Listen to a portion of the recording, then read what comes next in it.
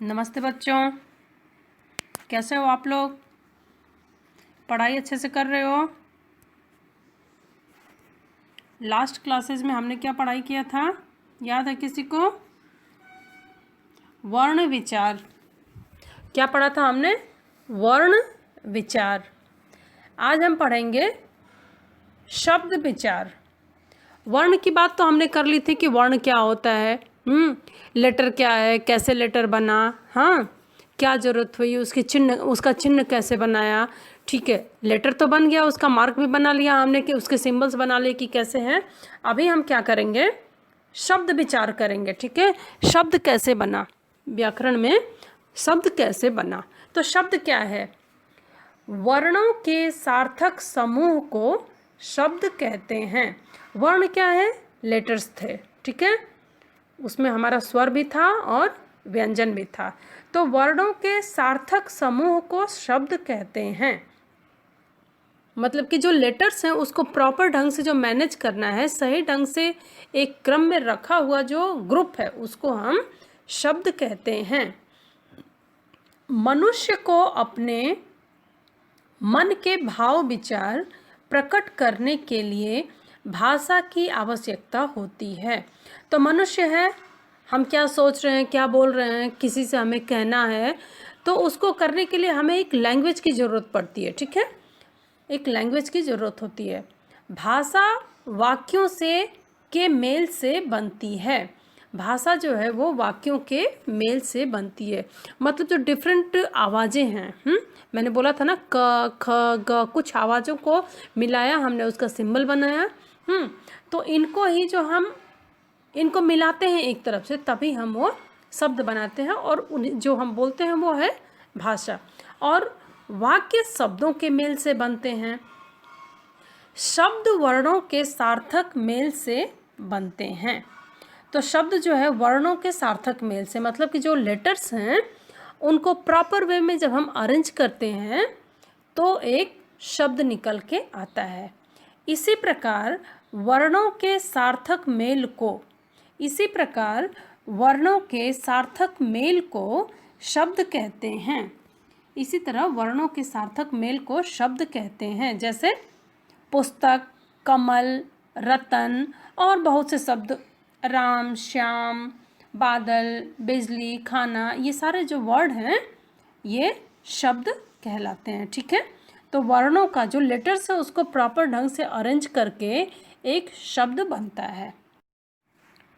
अभी हम पढ़ेंगे शब्दों के प्रकार। ठीक है, शब्द कितने प्रकार के होते हैं, शब्द के भेद क्या हैं। अर्थ के आधार पर शब्द जो हैं वो 3 प्रकार के होते हैं। अर्थ के आधार पर, उत्पत्ति के आधार पर और रचना के आधार पर। ठीक है, रचना के आधार पर, अर्थ के आधार पर, उत्पत्ति के आधार पर, रचना के आधार पर और प्रयोग के आधार पर। ठीक है, तो शब्दों के जो भेद हैं वो 4 हो गए, आपको याद रखना है। ठीक है, पहले पढ़ेंगे अर्थ के आधार पर शब्द के 2 भेद होते हैं।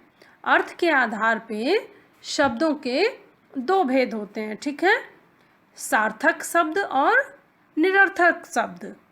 सार्थक शब्द और निरर्थक शब्द। तो पहले क्या है?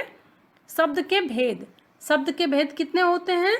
शब्दों के जो भेद हैं, अंतर है, डिफरेंस है, वो 4 हैं।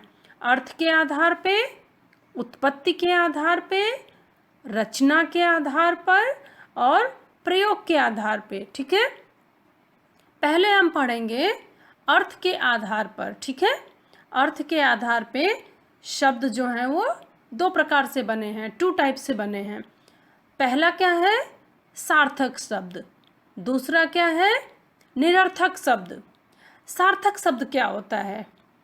जिन शब्दों के अर्थ निकलता है, जिन शब्दों का अर्थ निकलता है उन्हें हम सार्थक शब्द कहते हैं। ठीक है, जो भी वर्ड हम बोल रहे हैं, जो भी शब्द हम बोल रहे हैं और उसका कुछ मतलब है, उसे हम सार्थक कहते हैं, सार्थक शब्द कहते हैं। जैसे आपका रोटी, पेड़, चाय, कपड़ा, मकान, किताब, कॉपी, ग्लास, दूध, ये सब क्या हैं? इन शब्दों से हमें कुछ मतलब समझ में आता है कि हाँ ऐसा कोई चीज़ है, उसे बोलते हैं सार्थक शब्द। अभी निरर्थक शब्द क्या होता है?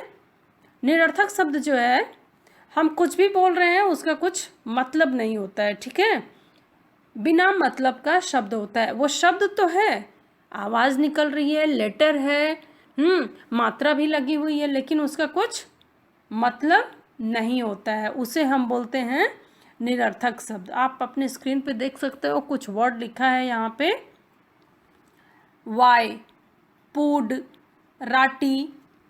कुछ मतलब समझ में आया कि इसका मतलब क्या है?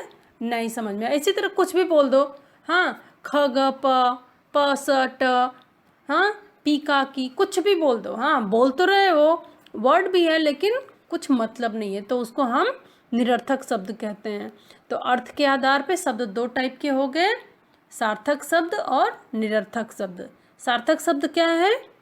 जिसका बोलने से, जो शब्द बोलने से हमें उसका कुछ मतलब पता चले, वो सार्थक शब्द है। निरर्थक शब्द मतलब हम शब्द तो बोल रहे हैं लेकिन उसका कोई मतलब नहीं है, ठीक है। शब्दों के भेद में सेकंड हम पढ़ेंगे उत्पत्ति के आधार पे, ठीक है। उत्पत्ति के आधार पे शब्द भेद।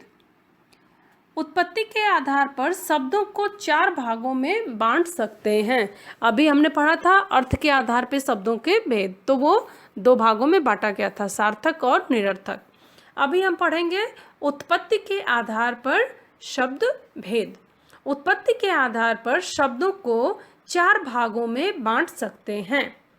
तत्सम शब्द, तद्भव शब्द, देशज शब्द और विदेशी शब्द। मैंने आप लोगों को ग्रेड 5 में तद्भव और तत्सम शब्द बताया हुआ था, ठीक है, याद होगा आप लोगों को, ठीक है। अभी क्या है, उत्पत्ति के आधार पे 4 भेद हो गए, तत्सम शब्द, तद्भव शब्द, देशज शब्द और विदेशी शब्द। तत्सम शब्द क्या है? तत्सम शब्द तत् प्लस सम शब्द से मिलकर बना है। संस्कृत के वे शब्द जो हिंदी में बिना किसी परिवर्तन के प्रयोग किए जाते हैं या लाए जाते हैं, तत्सम शब्द कहलाते हैं, ठीक है। तो तत्सम शब्द क्या है? तत्सम शब्द वो है जो संस्कृत लैंग्वेज से आया हुआ है और अभी तक हम उसको तोड़ मरोड़ के नहीं बोलते हैं, जैसा शब्द है वैसे ही हम उसे बोलते हैं। जैसे संस्कृत में क्या था? अग्नि, संस्कृत में था अग्नि। तद्भव शब्द जब हमने बनाया था तो क्या था? आग, ठीक है, आग था ना। एक स्वर्ण लेते हैं, तत्सम शब्द क्या था? स्वर्ण, संस्कृत का शब्द है स्वर्ण। तद्भव उसका हिंदी में जब तोड़ मरोड़ हुआ तो नया शब्द क्या हो गया?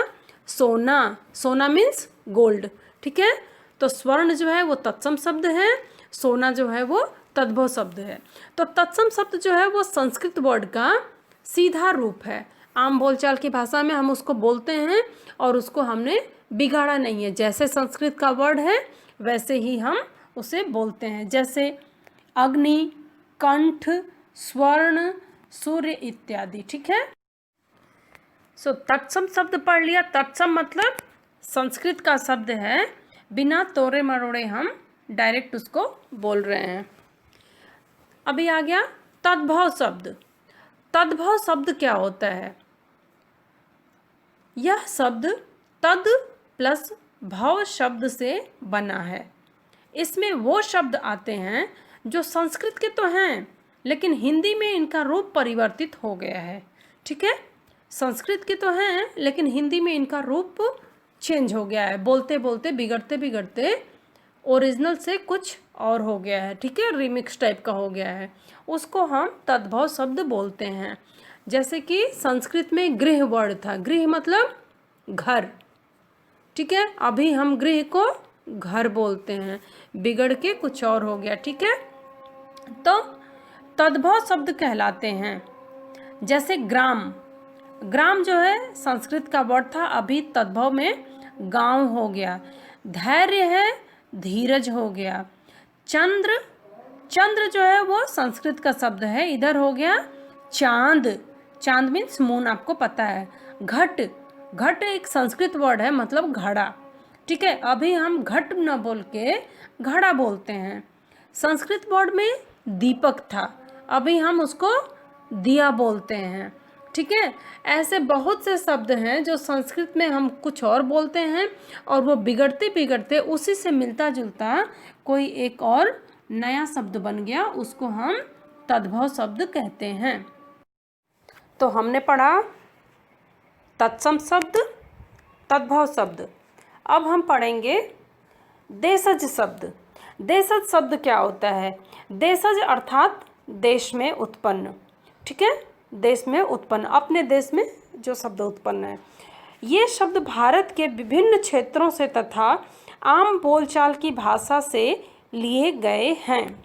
ठीक है, ये जो शब्द है ना, इंडिया में डिफरेंट स्टेट है, डिफरेंट स्टेट के अंदर अलग अलग जगह पे अलग अलग चीज़ें बोली जाती हैं। जैसे एक ही शब्द है, अलग जगह पे उसका प्रोनाउंसिएशन अलग होगा। ठीक है, आम बोलचाल की भाषा के लिए ये शब्द होते हैं। ठीक है, जैसे कि एक पोंगल है, तमिलनाडु में पोंगल है और नॉर्थ इंडिया में खिचड़ी है, कहीं पे और उसका कुछ नाम होगा। ठीक है, इसी तरह बहुत सी चीज़ें हैं जिसको अलग अलग लैंग्वेज में अलग अलग नामों से जाना जाता है, उसको हम देशज शब्द कहते हैं।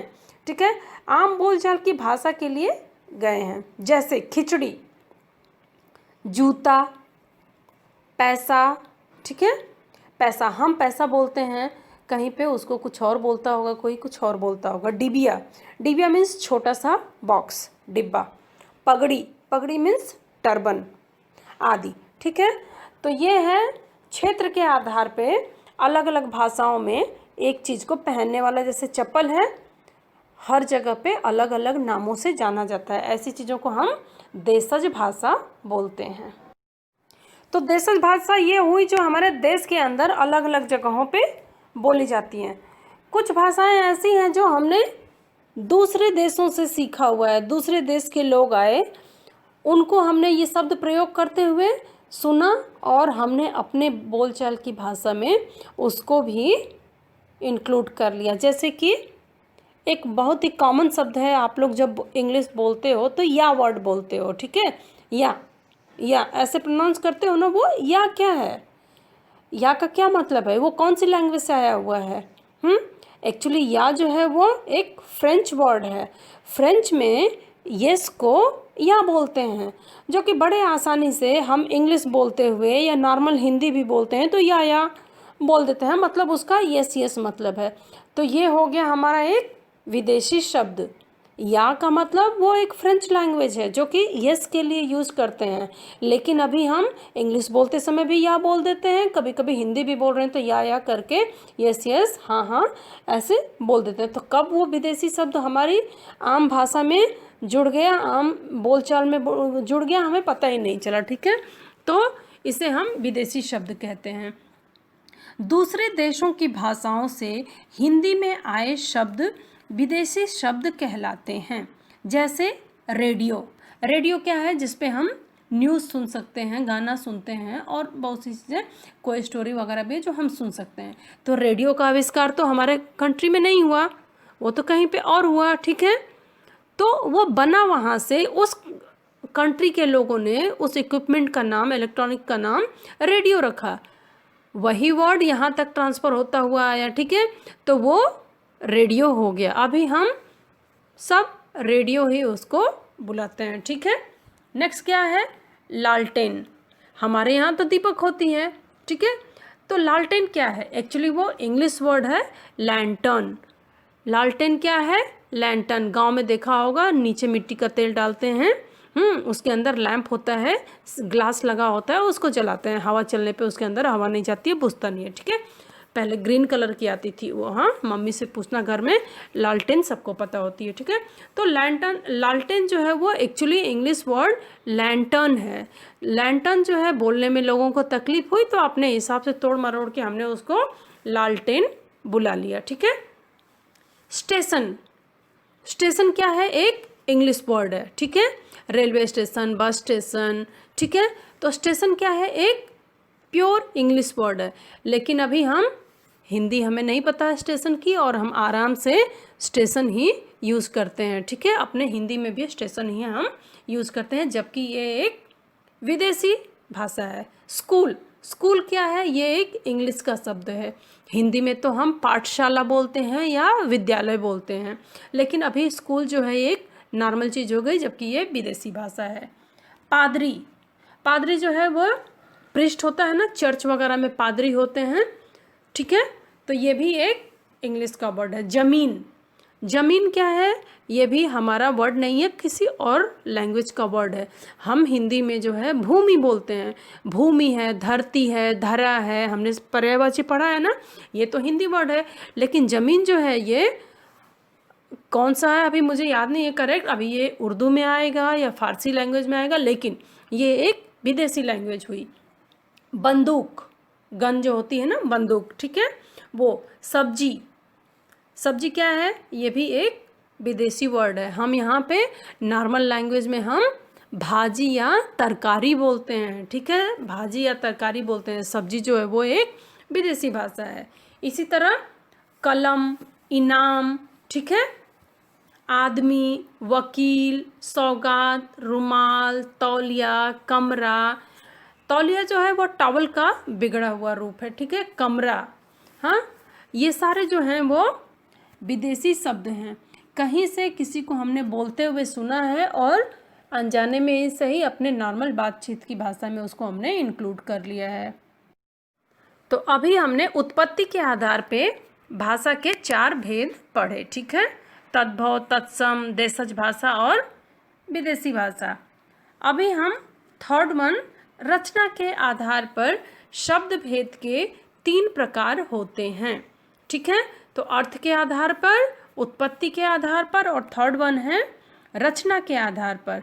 तो रचना के आधार पे शब्द भेद 3 प्रकार के होते हैं। पहला क्या है? रूढ़ शब्द। दूसरा क्या है? यौगिक शब्द। तीसरा क्या है? योग रूढ़ शब्द, ठीक है। फर्स्ट वन रूढ़ शब्द, दूसरा यौगिक शब्द, तीसरा योग रूढ़ शब्द। तो पहले हम पढ़ेंगे रूढ़ शब्द। रूढ़ शब्द क्या है? वे शब्द जो परंपरा से किसी व्यक्ति, स्थान, वस्तु या प्राणी आदि के लिए प्रयोग होते चले आ रहे हैं, उन्हें हम रूढ़ शब्द कहते हैं। तो वो रूढ़ शब्द क्या है? जो बहुत दिन से चला आ रहा है, ठीक है, परंपराओं के नाम पे या किसी व्यक्ति के, स्थान या प्राणी आदि के लिए प्रयोग होते चले आ रहे हैं। मतलब कि वो शब्द जो बहुत पुराने हैं और आज तक हम उसका प्रयोग करते आ रहे हैं, उसे हम रूढ़ शब्द कहते हैं। इन शब्दों के खंड करने पर इनका कोई अर्थ नहीं निकलता है, ठीक है। खंड करने पे ये शब्द अर्थहीन हो जाते हैं। तो कुछ शब्द जो हम बहुत पुराने समय से, ठीक है, जब से लोगों ने भाषा शब्द बनाना सीखा तब से हम उसका प्रयोग कर रहे हैं, आज भी करते हैं। लेकिन अगर उन शब्दों को हम तोड़ें, अलग अलग करें, डिसजॉइंट करें, तो उसका कोई भी मतलब नहीं होता है, वो अर्थहीन हो जाता है। जैसे घर, घर को अगर हम अलग अलग करें, घ प्लस र करें, तो घ का अकेले कोई मतलब है क्या? फिर तो वो कोई वर्ड ही नहीं रहा। र का अकेले कोई मतलब है क्या? नहीं, सिर्फ वो एक अक्षर बन के रह गया, लेटर बन के रह गया। तो घ र कोई मतलब नहीं हुआ। लेकिन जब घर हम साथ में बोलते हैं तो उसका मतलब हाउस हो गया। माला, माला क्या है? माता, माता को अगर हम अलग करें तो क्या होगा? माला अलग करें तो क्या होगा? कोई मतलब नहीं। माँ अलग हो जाएगा, ता अलग हो जाएगा, ला अलग हो जाएगा। तो माँ का अलग से कोई मतलब नहीं, ला का कोई मतलब नहीं है, ठीक है। तो जब वो ज्वाइन है तो एक अर्थ निकलता है, अलग कर दो अर्थहीन हो जाता है, ठीक है। कलम, क प्लस ल प्लस माँ, अलग अलग करके उसका मीनिंग निकालोगे, कुछ नहीं होगा, ठीक है। रूढ़ शब्दों के खंडों का कोई अर्थ नहीं होता है, ठीक है। उसको अलग करो या खंड करो, खंड मीन्स तोड़ो, तो भी उसका कोई मतलब नहीं होता है। लेकिन वो हम पुराने टाइम से उसको बोलते चले आ रहे हैं। नेक्स्ट हम पढ़ेंगे यौगिक शब्द। यौगिक शब्द मतलब योग से बना हुआ है। योग मतलब जोड़ना, योग मतलब जोड़ना। तो ये शब्द दो शब्दों के योग से बनते हैं। योग का अर्थ होता है जोड़, अतः दो शब्दों के जोड़ से बने ऐसे शब्द जो सार्थक होते हैं यौगिक शब्द कहलाते हैं। तो यौगिक शब्द मतलब दो अलग अलग शब्दों को हम साथ में जोड़ते हैं और उसकी कोई एक अलग मीनिंग निकलती है, उसे हम यौगिक शब्द कहते हैं। ठीक है, इनके टुकड़े किए जा सकते हैं और यौगिक शब्द जो है ना उसको हम अलग अलग कर सकते हैं और उन दोनों शब्दों के मतलब भी निकल सकते हैं। ठीक है, रूढ़ शब्द में क्या था, अलग हमने अलग अलग उनको कर दिया तो उनकी कोई मीनिंग नहीं होती थी। ठीक है, अर्थहीन हो जाते थे। लेकिन यौगिक शब्द क्या है, दो शब्दों को मिलाकर बनता है और अगर हम उसे अलग अलग भी कर दें तो उसकी मीनिंग होती है। जैसे हम एग्जाम्पल देखेंगे, पाठशाला। पाठशाला क्या है, पाठशाला मतलब स्कूल, पाठशाला मतलब स्कूल। ठीक है, अगर हम पाठ को अलग करते हैं, शाला को अलग करते हैं, तो पाठ मतलब पढ़ना हो जाता है। ठीक है, शाला मतलब घर हो जाता है, शाला मतलब घर हो जाता है, ऐसी जगह जहाँ हम कुछ सीखते हैं। ठीक है, पाठशाला। तो अलग करने के बाद भी शब्दों का मतलब है, उसको हम यौगिक शब्द कहते हैं। पुस्तकालय, आप लोगों को याद होगा पुस्तकालय। ठीक है, कई बार आप लोगों ने लिखा भी है। तो पुस्तक प्लस आलय, मैंने आप लोगों को समझाया भी था कि पुस्तक प्लस आलय। आलय मतलब क्या है, घर। आलय मतलब घर, पुस्तक मतलब बुक, किताबें। तो पुस्तकों का घर हो गया जहाँ पुस्तकें रखी जाती हैं, किताबें रखी जाती हैं। तो पुस्तक प्लस आलय, पुस्तकालय। थर्ड वन, दुकानदार। दुकान मतलब क्या होता है, शॉप। दुकान मतलब शॉप, दार मतलब देने वाला। ठीक है, तो दार मतलब देने वाला, अलग करने के बाद भी मतलब है दुकान, अलग करने के बाद भी शॉप हो गई। और दुकानदार मतलब जो दुकान पे सामान बेच रहा हो। तो इसको हम बोलते हैं यौगिक शब्द। यौगिक शब्द मतलब जो दो शब्दों को जोड़ के बना हो और अगर हम उन शब्दों को अलग करते हैं तो भी उनकी मीनिंग होती है। ठीक है, नेक्स्ट हम पढ़ेंगे योग रूढ़ शब्द। योग रूढ़ शब्द क्या है, जो शब्द दो या दो से अधिक शब्दों के मेल से बने हों। जो शब्द दो या दो से अधिक शब्दों के मेल से बने हों और उनके विशेष अर्थ निकलते हों, वे योग रूढ़ शब्द कहलाते हैं। ठीक है, तो योग रूढ़ शब्द क्या है, दो अलग अलग शब्द हों या फिर और दोनों शब्दों का अलग अलग मतलब होता है। ठीक है, वो योग रूढ़ शब्द बोलते हैं उसको। ठीक है, पहला हम लेते हैं पंकज। क्या है फर्स्ट वर्ड, पंकज। इसको अगर हम अलग अलग करते हैं, पंक प्लस ज। पंक मीन्स कीचड़ होता है। ठीक है, पंक मीन्स कीचड़, ज मीन्स पैदा होना, ज मीन्स पैदा होना। तो जो कीचड़ से पैदा हुआ हो वो हो गया पंकज। ठीक है, जो कीचड़ से पैदा हुआ हो वो हो गया पंकज। लेकिन पंकज की मीनिंग क्या होती है, कमल। पंकज मीन्स कमल होता है और कमल का सिनोनिम पर्यायवाची भी पंकज होता है। ठीक है, तो देखो, ज मीन्स जन्म लेने वाला, पैदा होने वाला, पंक मीन्स कीचड़। दो अलग अलग मीनिंग है, दो अलग अलग शब्द हैं, दोनों की अलग अलग मीनिंग है। पंक मीन्स कीचड़, ज मीन्स पैदा होना। हमने दोनों को, दो अलग शब्द दो अलग मीनिंग को एक साथ मिला दिया, नया वर्ड मिला पंकज। और पंकज का क्या मतलब हुआ, कमल। ठीक है, कमल। नेक्स्ट क्या है, ये योग रूढ़ शब्द है। Next Neelkanth. Neelkanth, okay. Neelkanth means जिसका नीला कंठ हो। नीला मीन्स ब्लू कलर, नीला मीन्स ब्लू कलर। कंठ मीन्स गर्दन, कंठ मीन्स गर्दन। तो जिसकी नीली गर्दन हो, नीलकंठ मीन्स जिसकी गर्दन नीली हो। इसी से भगवान शंकर को हम नीलकंठ भी बुलाते हैं। ठीक है, क्योंकि उन्होंने विष पिया था, उनकी गर्दन जो है वो नीली पड़ गई थी। तो नील मीन्स ब्लू कलर, कंठ मीन्स गर्दन। दो अलग शब्द हैं और दोनों का मतलब भी अलग है, लेकिन जब हम दोनों को साथ में मिलाते हैं तो एक नया शब्द हमें नीलकंठ मिला और उसकी मीनिंग होती है शिव, शंकर भगवान। ओके, तो अभी हम पढ़ेंगे प्रयोग के आधार पर शब्दों के भेद। ठीक है, प्रयोग के आधार पर शब्दों के भेद। प्रयोग के आधार पर शब्दों के दो भेद होते हैं। ठीक है, 2 टाइप के शब्द होते हैं, विकारी शब्द एंड अविकारी शब्द। ठीक है, विकारी शब्द एंड अविकारी शब्द। विकारी शब्द क्या है? जिन शब्दों का रूप परिवर्तन होता रहता है वे विकारी शब्द कहलाते हैं। ठीक है, तो जो शब्द है ना, बोलते समय उनके बदलता रहता है, उनके अर्थ चेंज होते रहते हैं। जैसे कि आपका हो गया कुत्ता, कुत्ता मीन्स एक कुत्ता, कई कुत्ते आ गए तो कुत्ते हो गए। ठीक है, कई कुत्ते आ गए तो कुत्ते हो गए।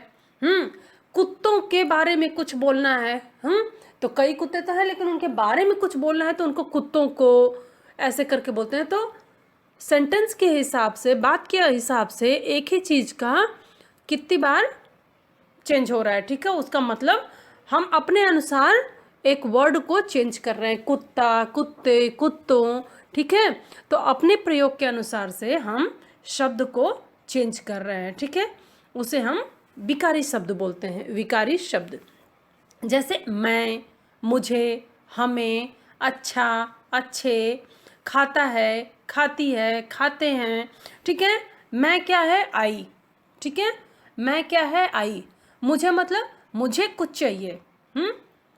हमें, हमें मतलब जो आसपास सब लोग बैठे हैं उनके बारे में हम कुछ बोल रहे हैं। ठीक है, अच्छे, अच्छा, अच्छा मतलब एक आदमी अच्छा है, खाना अच्छा है, सामान अच्छा है, कपड़ा अच्छा है, अच्छे हैं।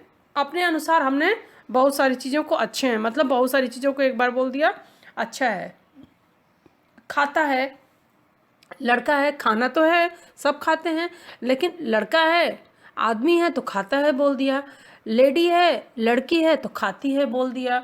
हाँ, बहुत से लोग हैं, खाना खा रहे हैं, तो क्रिया तो एक ही है, खाना तो सभी खा रहे हैं, लेकिन हमने अपने अनुसार, अपने यूज़ के अनुसार उसको तोड़ मड़ोड़ के अलग अलग शब्दों में बोल दिया, उसको बोलते हैं विकारी शब्द।